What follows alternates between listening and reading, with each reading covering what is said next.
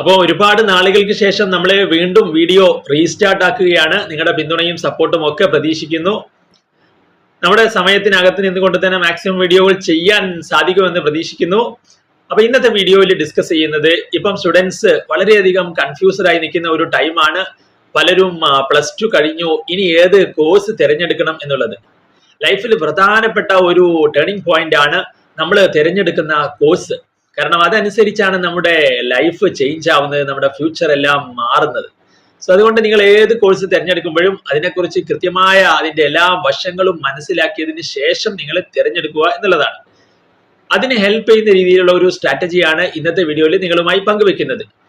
ഈ ഒരു സാഹചര്യത്തിൽ ഒരുപാട് പേര് മെസ്സേജ് ചെയ്ത് ചോദിക്കാറുണ്ട്, ഏത് കോഴ്സാണ്. ഉദാഹരണത്തിന് ഇപ്പം ബാച്ചിലർ ഓഫ് ഫിസിയോതെറാപ്പി, അല്ലെങ്കിൽ bachelor of occupation therapy, veterinary, dental, അങ്ങനെ ഒരുപാട് കോഴ്സുകളെ കുറിച്ച് ചോദിക്കാറുണ്ട്.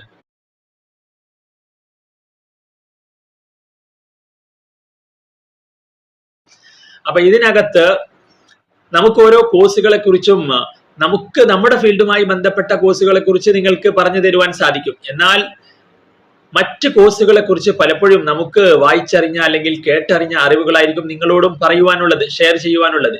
അപ്പൊ ഓരോരോ കോഴ്സുകളെ കുറിച്ചും കൃത്യമായി നിങ്ങൾ മനസ്സിലാക്കുവാൻ നിങ്ങളെ ഹെൽപ്പ് ചെയ്യുന്ന ഒരു സ്ട്രാറ്റജി എന്ന് പറയുന്നത്, ആ കോഴ്സ് പഠിക്കുന്ന ആളുകൾ അല്ലെങ്കിൽ അത് കഴിഞ്ഞ ജോലി ചെയ്യുന്ന ആളുകൾ, വിദേശങ്ങളിൽ ജോലി ചെയ്യുന്ന ആളുകൾ ഉണ്ടാവും, അതുപോലെ തന്നെ നമ്മുടെ ഇന്ത്യയിലെ കേരളത്തിലൊക്കെ ജോലി ചെയ്യുന്ന ആളുകൾ ഉണ്ടാവും. ഇവരിലോട്ട് എത്തുക, ഇവരുമായിട്ട് കമ്മ്യൂണിക്കേറ്റ് ചെയ്ത് നിങ്ങളുടെ സംശയങ്ങൾ തീർക്കുക. അങ്ങനെ ഒരുപാട് ആളുകളുമായിട്ട് സംസാരിക്കുമ്പോൾ നിങ്ങൾക്ക് നിങ്ങളുടെ ആ ഒരു കോഴ്സിനെ കുറിച്ച് ഒരു ഐഡിയ കിട്ടുകയും അങ്ങനെ നിങ്ങൾക്ക് കൃത്യമായ ഒരു ഡിസിഷൻ എടുക്കുവാനും അവിടെ സാധിക്കും എന്നുള്ളതാണ്. സോ ഇതിനെ സഹായിക്കുന്ന ഒരു പ്ലാറ്റ്ഫോമാണ് ലിങ്ക്ഡിൻ.